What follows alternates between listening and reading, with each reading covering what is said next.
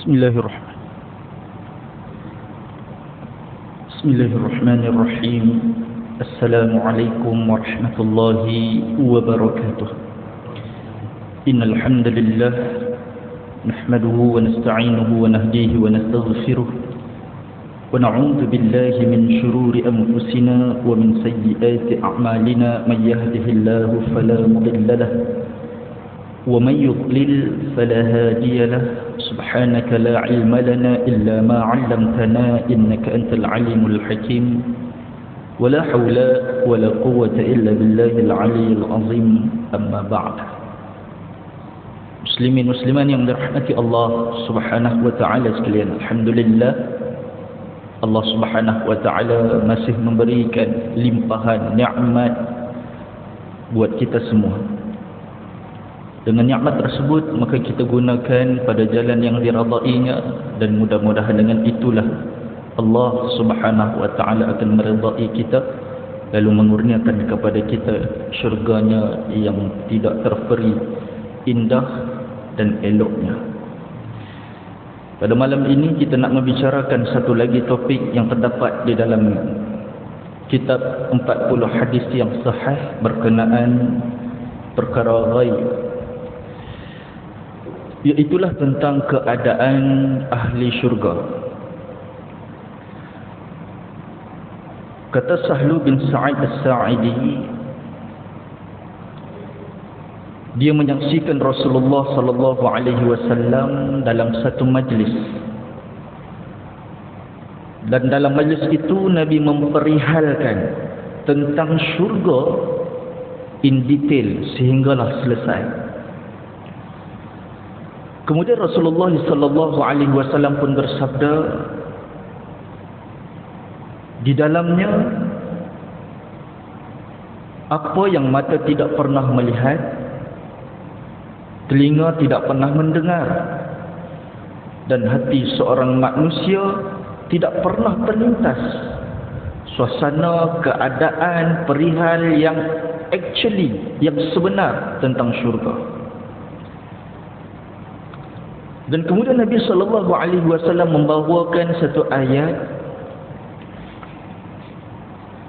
iaitu adalah daripada surah As-Sajdah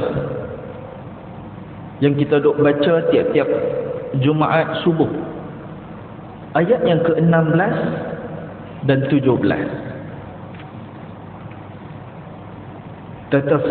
تتجافى جنوبهم عن المضاجع يدعون ربهم خوفا وطمعا ومما رزقناهم ينفقون فلا تعلم نفس ما أخفي لهم من قرة أعين جزاء بما كانوا يعملون. Maksudnya mereka merenggangkan diri mereka daripada tempat tidur, yakni sangat sekejap tidur kerana mengerjakan salat dan membuat amal saleh. Mereka sentiasa berdoa kepada Tuhan mereka dengan rasa takut akan kemurkaan Allah, serta dengan perasaan ingin memperolehi lagi keredaannya. Dan mereka selalu pula mendermakan sebahagian daripada apa yang kami berikan kepada mereka. Maka tidak ada seorang pun yang mengetahui satu persatu persediaan yang telah dirahsiakan untuk mereka dan menggembirakan dari segala jenis nikmat yang indah dipandang sebagai balasan bagi amal-amal soleh yang mereka telah kerjakan. Di dalam ayat ini Allah Subhanahu wa taala nak bagi tahu orang yang sudah sacrifice sebahagian daripada hidup dia untuk mendapatkan redha Allah. Orang yang sanggup berkorban. Dikala orang ramai dalam keadaan tidur nyenyak sehingga subuh, sebahagian daripada malam dia bangkit untuk melaksanakan solat tahajud. Tak puas 2 rakaat tahajud, dia tambah 2 lagi. Tak puas dengan solat tahajud, dia tambah dengan bacaan Al-Quran. Tak puas dengan bacaan Al-Quran, dia sambung pula dengan zikrullah. Dia sacrifice, korbankan sedikit daripada masa tidur dia. Bukan sepanjang malam pun.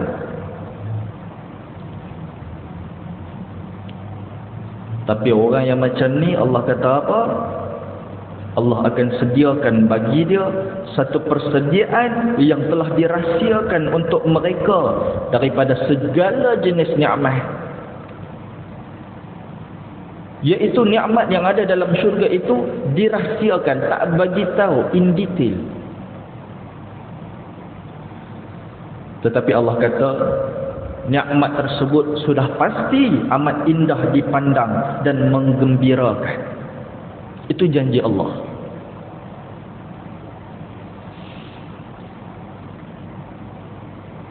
Dan kata Abu Sa'id Al-Khudri lagi, Nabi sallallahu alaihi wasallam ada bersabda, sesungguhnya Allah akan berkata kepada ahli syurga, wahai ahli syurga. Pertemuan yang lepas kita ada bicarakan pertemuan ahli syurga dengan Allah, dan Allah bercakap dengan setiap daripada ahli syurga tersebut. Ini antara dialog yang Allah bagi tahu ahli syurga. Allah berfirman, wahai ahli syurga, lalu mereka menjawab, ya wahai Tuhan kami, yang kebahagiaan serta kebaikan ada pada tangan-Mu. Maka Allah bertanya, adakah kamu redha kepada aku? Dah masuk dalam syurga dah. Allah tanya lagi kepada ahli syurga tu, adakah kamu semua redha kepada aku? Aku sebagai Tuhan kamu, adakah kamu redha? Lantas mereka menjawab, apakah yang menyebabkan kami tak redha? Mana boleh kami tak redha, sedangkan Engkau telah memberikan nikmat kepada kami. Mana mungkin kami tak redha, wahai Allah. Maka Allah pun bertanya, adakah kamu nak sesuatu yang lebih afdal daripada ni? Yang kamu sedang kecapi nikmat di dalam syurga ni, yang begitu kamu khusyuk, yang begitu kamu sedap, yang begitu kamu enak menikmati segala apa yang ada dalam syurga ni. Adakah kamu nak sesuatu yang lebih baik daripada itu? Maka menjawab dengan pertanyaan, apakah perkara yang afdal itu, wahai Allah? Apakah perkara yang lebih baik daripada kenikmatan syurga ini, wahai Allah? Maka Allah bersabda, aku kurniakan kepada kamu keredaanku, dan aku tidak akan murka kepada kalian.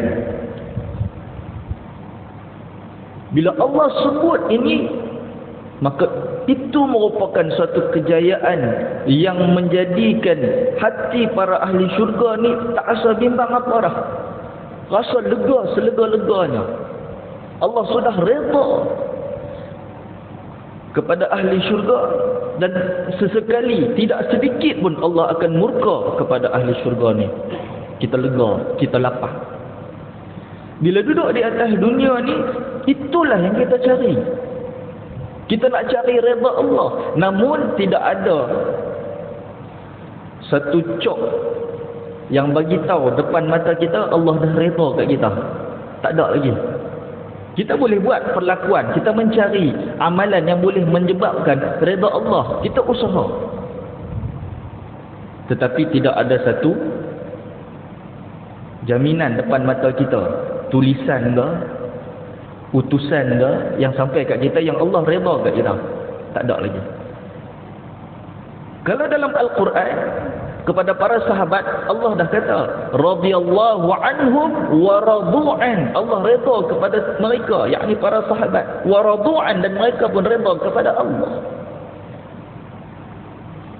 Tapi kita tak tahu lagi ni. Maka kita terus usaha mencari redha Allah. Kita terus memburu redha Allah dengan amal soleh yang mampu kita buat. Dan kita tak tahu satu perkara yang mungkin Allah marah kat kita, Allah murka kat kita. Satu dosa yang mungkin kita berterusan melakukannya tanpa bertaubat kepada Allah, mungkin itulah yang Allah murka kat kita? Kita tak tahu. Tapi bila sampai dah dalam syurga, Allah sudah bagi satu jaminan yang kata Allah sudah redha kepada ahli syurga dan Allah sesekali tidak akan murka. Itu suatu kelegaan yang cukup besar. Hari ini kita berjaga-jaga lagi, takut dapat murka Allah. Tapi bila Allah sebut kepada ahli syurga, oh ya Allah, lega. Buatlah apa saja dalam syurga tu, Allah tak murka dah.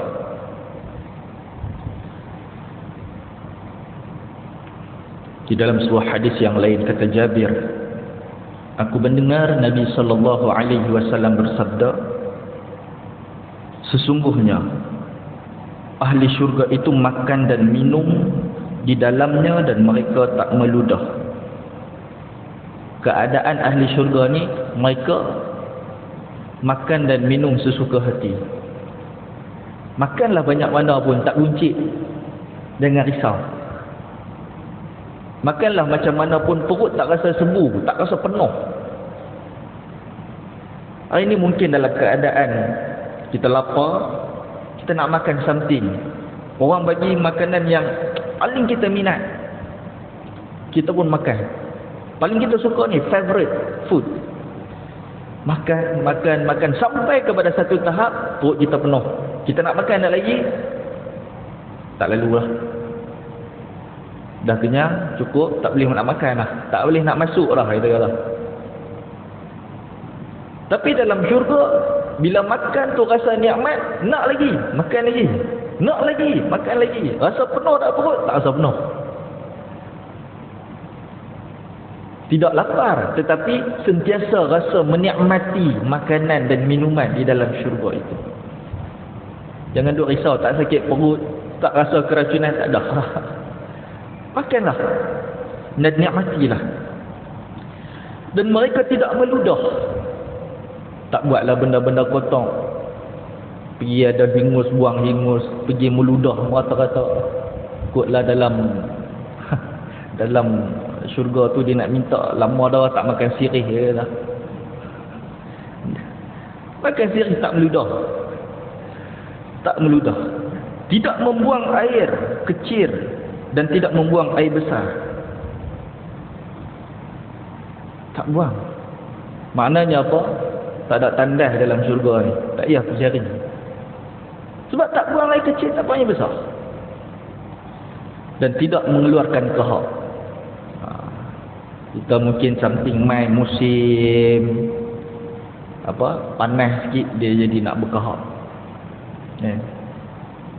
Dia jadi tak sedap tekak, sakit tekak, macam-macam kita di atas dunia ni.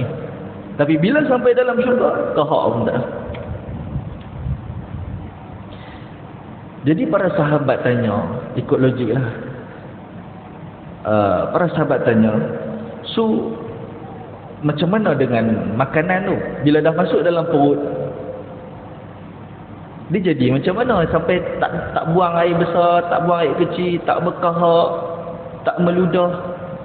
Macam mana dia proses dalam tu? Kata Nabi sallallahu alaihi wasallam, ia akan menjadi sendawa dan semburan daripada semburan kasturi. Mereka diilhamkan dengan tasbih dan tahmid sebagaimana mereka diilhamkan nafas. Dia kata keadaan ahli syurga tu nak buang segala apa yang dia dah makan tu dengan sendawa dan dengan peluh mereka. Jadi peluh keluar. Tetapi bukan peluh biasa.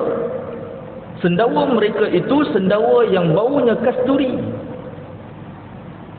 Kalau atas dunia lepas buka puasa main semayang tarawih, kiri kanan sendawa, pingsan ni lah. Bro.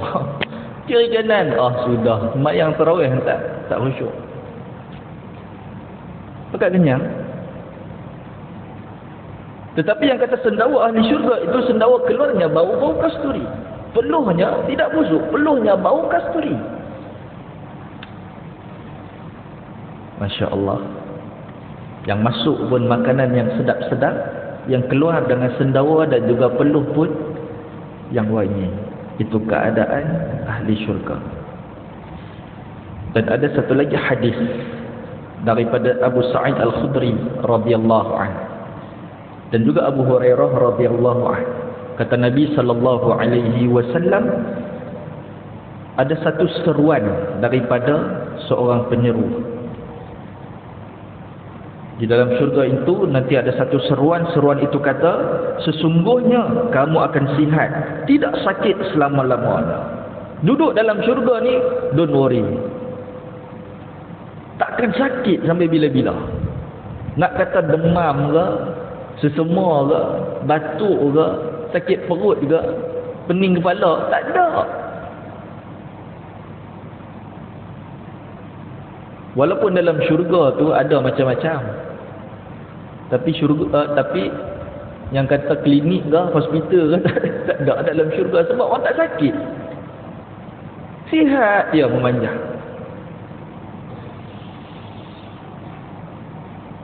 Selama-lamanya. Yang kata sihat tu, sihat selama-lamanya, kuat, muda dia duduk dalam syurga tu. Tak ada dah yang akan jadi tua, semua masih sihat, bertenaga. Sesungguhnya kamu akan hidup dan tidak mati selama-lamanya. Sudahlah sihat selama-lamanya, hidup pun selama-lamanya, tidak akan ada mati dah. Kerana apa? Kerana mati, yang dinamakan mati itu pun telah dimatikan oleh Allah. Maut itu telah disembelih. Itu yang kita bicarakan pada 2 pertemuan yang lepas. Maut itu disembelih. Maknanya tidak ada kematian dah sampai bila-bila. Sesungguhnya kamu akan muda dan tidak akan tua selama-lamanya. Hidup kat situ 30-an, 40-an. Duk kuat gagah. Tidak akan tua selama-lamanya. Sebab itu ada satu orang perempuan tua, macam-macam lah, yang kata itu namanya Safiyah, ataupun yang katanya makcik Rasulullah sallallahu alaihi wasallam. Adapun yang menyebutkan tentang satu orang perempuan tua tanpa menyebut ikatannya kepada Nabi. Dia tanya, ya Rasulullah, aku ni boleh masuk dalam syurga ke? Nabi sallallahu alaihi wasallam bagi tahu dia, makcik, orang tua tak masuk dalam syurga, makcik. Orang tua tak ada dalam syurga. Menangis makcik ni. Nabi pun tersenyum. Nabi bagi tahu kepada wanita tua ini, wahai makcik, bukanlah makcik tak boleh masuk dalam syurga, tetapi orang yang masuk di dalam syurga semua akan menjadi muda. Semuanya akan menjadi muda. Maka fahamlah makcik itu, bukanlah dia tidak layak masuk kerana dia tua, tetapi bila dah masuk dalam syurga, muda-muda semuanya. Sesungguhnya kamu akan beroleh nikmat dan tidak akan berputus asa selama-lamanya.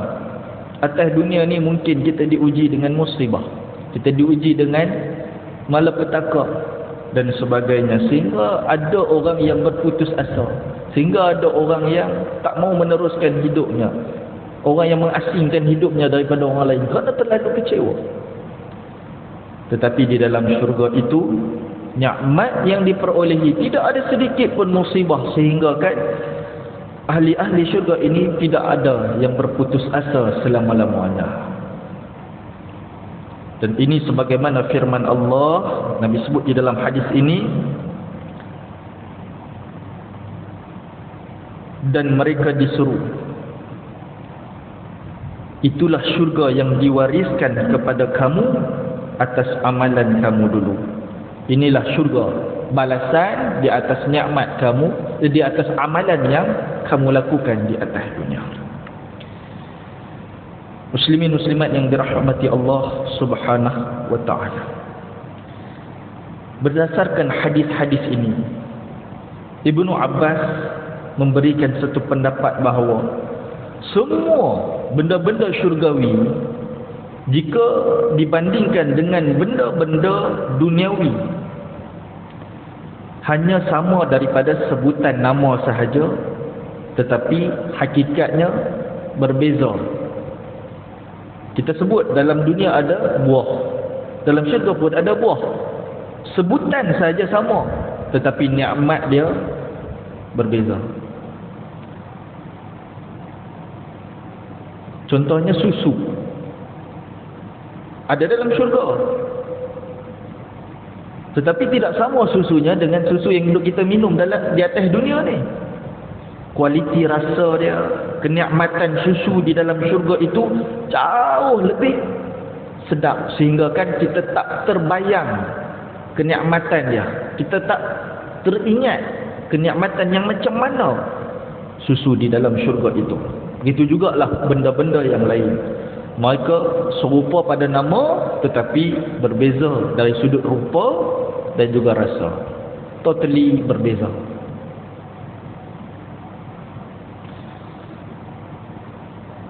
Bagi sesiapa yang suka, minat untuk mengetahui perincian isi syurga itu, boleh kita rujuk di dalam surah-surah yang menceritakan tentang syurga. Misalnya dalam surah Al-Waqi'ah, Allah Subhanahu wa taala ada memperlihatkan sedutan daripada episod kenikmatan di dalam syurga. Mereka digambarkan sedang duduk saling berdepan di atas pelamin yang bertakhtakan emas permata. Dan pelayan-pelayan muda duduk lalu lalang depan mereka. Mereka duduk di atas singgasana pelamin. Dan pelamin itu sangat elok daripada emas, dihiasi dengan permata. Dan lalu lalang di depan mereka ni siapa? Pelayan-pelayan muda yang membawa gelas dan juga jug cerek yang penuh dengan minuman. Carilah, nak teringinlah buah apa pun ada semua. Buah pelik-pelik kita tak pernah dengar pun ada. Kalau dulu, lah ni tak tahu ada ke tak ada. Kalau dulu dekat kampung-kampung dia ada buah tuil. Ada, mungkin kita bisa dengar. Generasi muda ni payahlah nak cari. Dia ada buah star. Star dengan tuil pun dia lain lah. Dia beza. Buah jentik-jentik. Oh, teringin sangat lah dulu masa kecil-kecil. Duk makan lah ni. Main dalam syurga, teringin nak jumpa. Ada. Cumanya kenikmatan tidak sama macam atas dunia ni. Jauh lebih nikmat lagi. Jauh lebih sedap lagi. Nak cari daging apa? Semua dah. Hari ni macam-macam daging orang sediakan. Ni nak pula daging ayam ni. Macam-macam. Pergi kat stall burger, tengok senarai tu, daging arnab ada, daging burung unta, daging rusa, daging macam-macam lah, ada lah ni. Boleh rasa belakang. Daging landak lah. Nah, di dalam syurga pun banyak lagi. Rasa nak apa aja terhidang di depan mata je dah. Siap masak dah. Siap dah. Dan kenikmatan yang kita rasa tu, kalaulah hari ni mungkin jenis-jenis B40 macam saya ni teringin nak makan wahyu, tak wahyu lah. Wahyu tak boleh nak pergi makan. Hari tu jangan kata wahyu, bapa nenek wahyu pun ada. Jauh lebih hebat, jauh lebih sedap daripada tu lagi.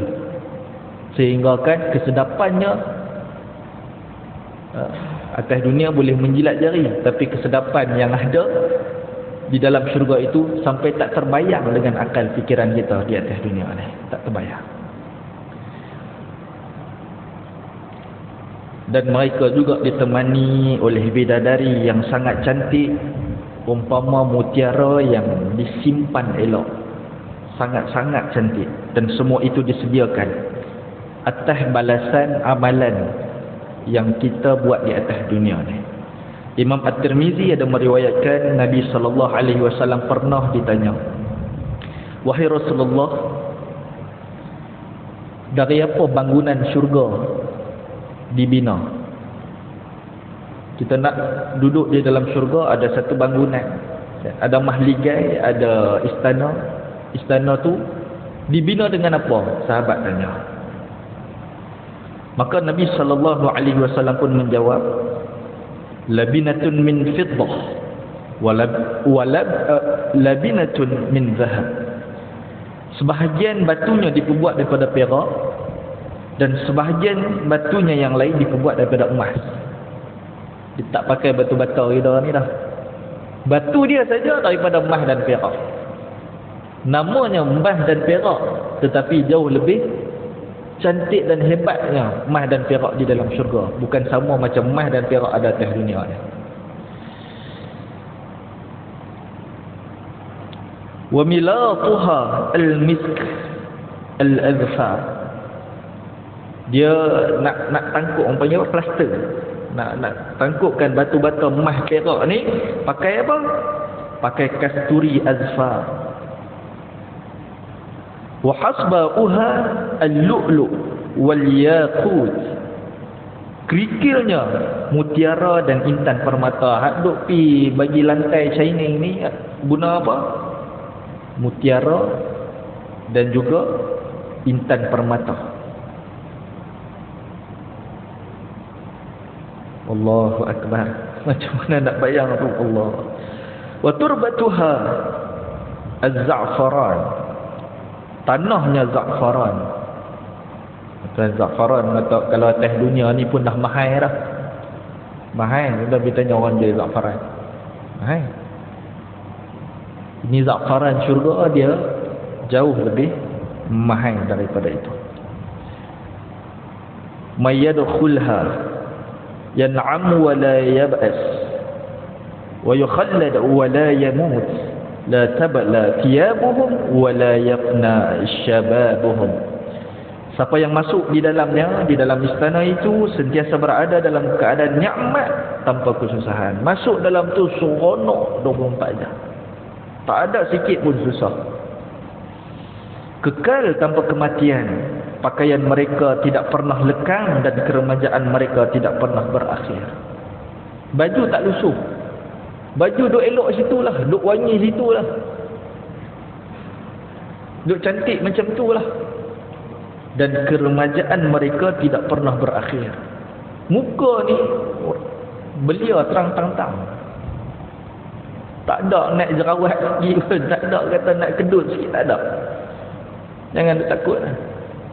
Hari ni manusia takut. Sebab apa? Muka nampak tua. Tu yang barang-barang kosmetik laku tu.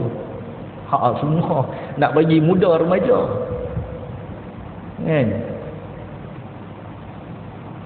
Tapi hari tu tak payah dah kosmetik. Memang remaja sentiasa.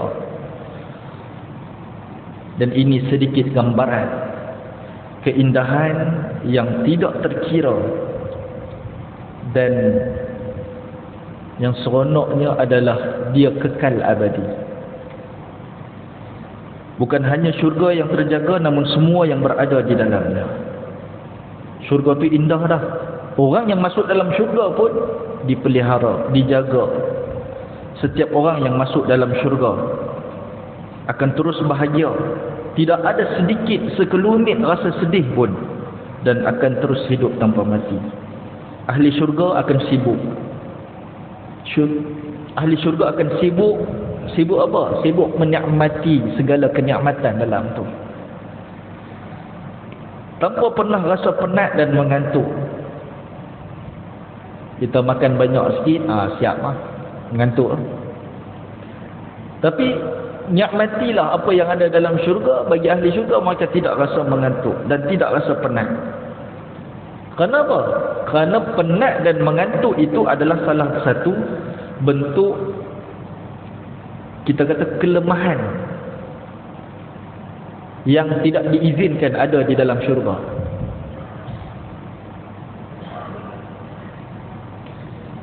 Imam Abu Qasim At-Tabrani, dia meriwayatkan daripada Jabir radhiyallahu anhu, kata Nabi sallallahu alaihi wasallam, tidur adalah sedara kepada mati.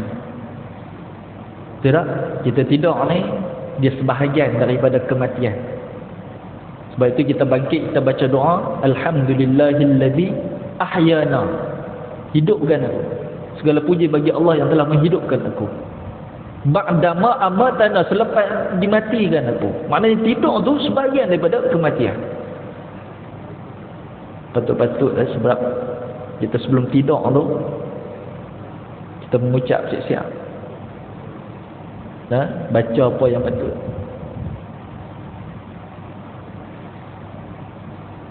Dan Nabi kata tidur adalah saudara kematian. Ahli syurga tidak tidur. Ini Nabi yang kata. Dan itulah sebabnya syurga itu disebut juga dengan nama Darussalam, iaitu negeri yang damai, yang terselamat daripada fana, terselamat daripada kemusnahan.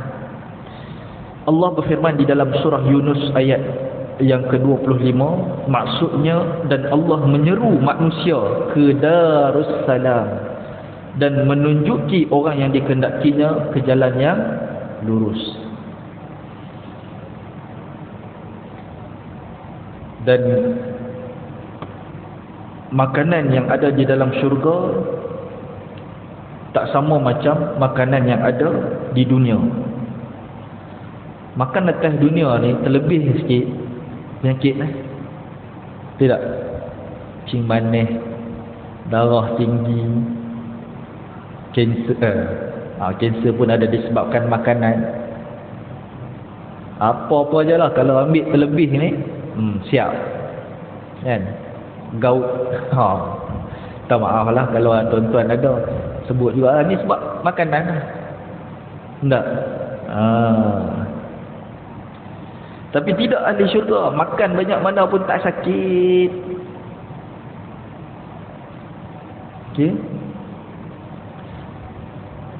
Dan dalam syurga sangat indah untuk didiami, kerana seluruh penghuni di dalam syurga itu, kejiranan yang ada di dalam syurga itu memiliki hati yang saling mencintai. Tuan-tuan kalau pergi tengok satu kampung, kalau saling memahami, saling bersatu padu, seronok tak tengok kampung tu? Seronok. Contoh, kita pergi kat Perlis, ada satu tempat nama dia Kampung Pelangi. Satu kampung tu depa cat warna-warni macam pelangi. Susah nak ajak setiap pada kampung tu pergi cat rumah masing-masing warna-warni. Susah nak pergi ajak tu. Kecuali mereka ada kesatuan hati, saling memahami, saling mencintai. Okeylah, depa kata jom kita sama-sama. Seronok tak? Seronok. Jadi di dalam syurga ni, semua daripada ahli syurga ada perasaan dan hati yang saling mencintai. Tidak kata ada aku tak puas hati dengan kamu, tidak ada kata iri hati dengan orang ni dapat lebih sikit, tidak ada dengki, tidak ada hasad. Tak ada kata terkilan dengan kata-kata orang ahli syurga ni. Tak rasa rendah diri, orang lain dapat nikmat banyak aku kurang sikit. Tak rasa hati dengan orang. Semua hati bersih. Tidak ada dosa, tidak ada ucapan yang buruk kepada ahli syurga yang lain. Tak ada. Semua perkataan salaman salama. Semua ucapan yang salam, yang selamat, yang elok, yang tertib. Perkataan yang disebut tasbih, pujian kepada Allah sebanyak hembusan nafas itu. Maknanya setiap kali bernafas tu penuh dengan puji-pujian, tasbih, kata-kata yang baik, ucapan salam dan sebagainya. Ini suasana dan keadaan di dalam syurga. Dan negeri penuh kedamaian ini terbuka hanya untuk orang yang berhati damai, iaitu orang yang memiliki qalbun salim. Orang yang atas dunia ni ada hati bersih, hati yang penuh keimanan kepada Khaliq, hati keimanan kepada Allah, dan hatinya penuh kecintaan sesama manusia. Kata Nabi SAW, kamu tidak akan masuk syurga sebelum beriman, dan iman kamu tidak akan sempurna sebelum kamu saling mencintai. Maknanya saling mencintai sesama manusia itu adalah tanda orang yang beriman. Dan bila ada tanda orang beriman itu, maka itulah yang menjadikan kita ni ahli syurga.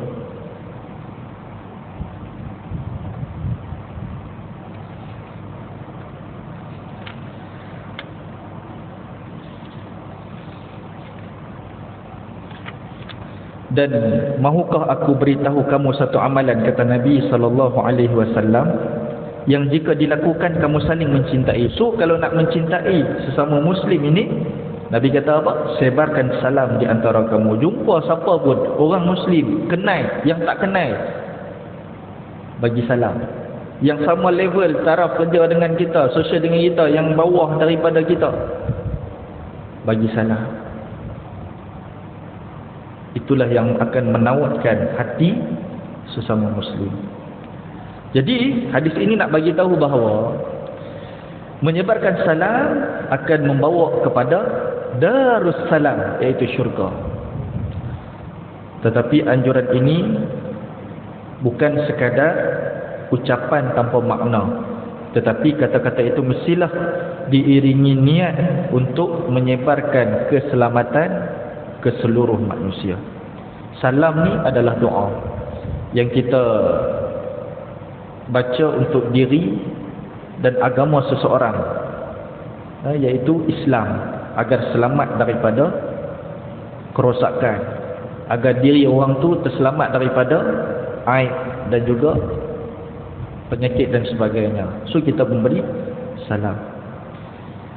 Dan Imam An-Nawawi rahimahullah ada menambahkan, dia kata salam juga mengisyaratkan hilangnya permusuhan, hasad dengki, niat buruk, apatah lagi gangguan yang hendak kita jatuhkan kepada orang lain. Jadi kalau kita boleh bagi salam, maknanya diri kita ni jauh daripada hal-hal yang kotor, niat yang tak elok dan sebagainya. Dan setiap muslim yang memiliki hati yang damai dipastikan masuk syurga sejak di muka bumi lagi. Macam mana tu? Baik, Imam Ahmad meriwayatkan daripada musnad dia, diriwayatkan oleh Anas bin Malik radhiyallahu anhu, bahawa satu hari Nabi SAW bersabda kepada para sahabat, Nabi kata akan datang kepada kalian seorang daripada ahli syurga.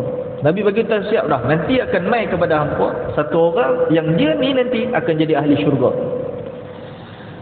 So para sahabat tunggulah siapa yang dimaksudkan oleh Nabi ni. Maka tunggu. Tak lama daripada itu masuk seorang lelaki Ansar, Ahlul Madinah.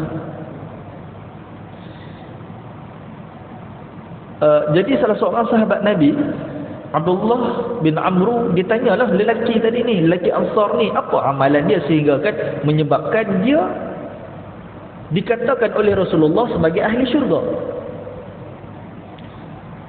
Maka lelaki Ansar tadi jawab, dalam hati aku ni tak ada kebencian dan hasad dengki kepada seorang pun daripada kaum muslimin. Hati aku ni sayang sungguh kepada orang muslimin ni. Tak ada sikit pun yang kata benci, dan tak ada sikit pun yang kata dengki. Tak ada kepada orang muslimin. Maka hati yang bersih sesama manusia inilah antara contoh yang diberitahu oleh Nabi, dia ni ahli syurga. Seorang ulama salaf, dia berkata, amalan yang paling utama ialah menjaga hati.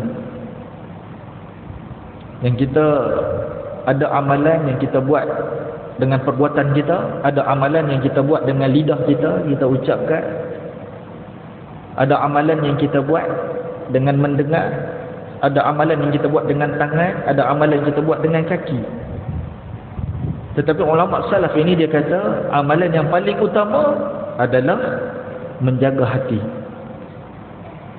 bersifat dermawan dan tulus kepada setiap muslimin.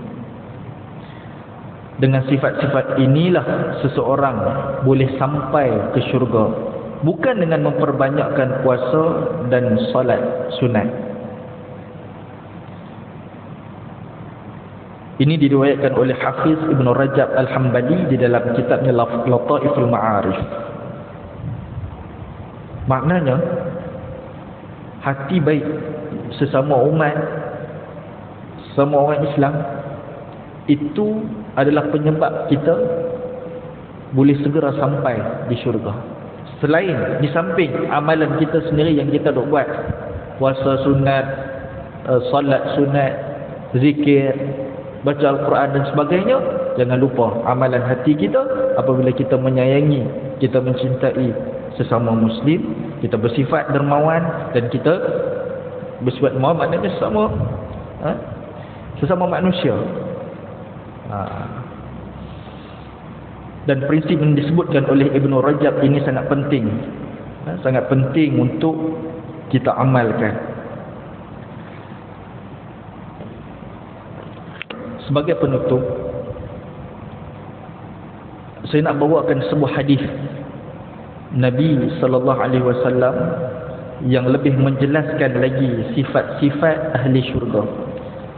Dalam hadis ini, mereka digambarkan sebagai sekelompok orang yang benar-benar bersatu hati, tidak pernah menyimpan permusuhan dan kebencian sesama saudara seiman. Nabi sallallahu alaihi wasallam bersabda, "Awwalu zumratin talijul jannah suwaruhum ala suratil qamar lailatul badr la yabsuquna fiha wa la yamtakhituna wa la yataghawwatuna fiha aniyatuhum wa amshatuhum min adh-dhahabi wal fiddah wa majamiruhum min al-aluwah wa rashhuhum al-misk wa likulli wahidin minhum zawjatani yura mukhku saqihima min wara'il lahmi min al-husn la ikhtilafa bainahum wa la tabaghad qulubuhum qulubun wahid yusabbihuna Allah bukratan wa 'ashiyyan." Apa kata Nabi? Rombongan pertama yang masuk dalam syurga, rupa mereka umpama bulan purnama. Sehari dua ni duk berlaku super moon. Kita nampak bulan cukup terang, bulan purnama. Sampai ke siang hari, sampai ke pagi duk nampak bulan tu. Cukup indah. Kalau kita duduk satu tempat yang tidak ada lampu macam ni, bulan bila terang macam tu, kita rasa cukup nikmat dan cukup indah kita pandang. So Nabi beritahu rombongan pertama yang masuk di dalam syurga itu rupa mereka seperti bulan purnama. Mereka tidak meludah, tidak membuang hingus ataupun buang air dalam syurga. Pinggan-pinggan dan sikat rambut mereka daripada emas dan perak. Setanggi mereka daripada gaharu yang wangi. Peluh mereka berbau kasturi. Bagi mereka dua orang isteri, seolah-olah terlihat urat betis di sebalik daging kerana keindahannya. Tidak ada perselisihan antara mereka maupun perkelahian. Hati-hati mereka seolah-olah satu hati.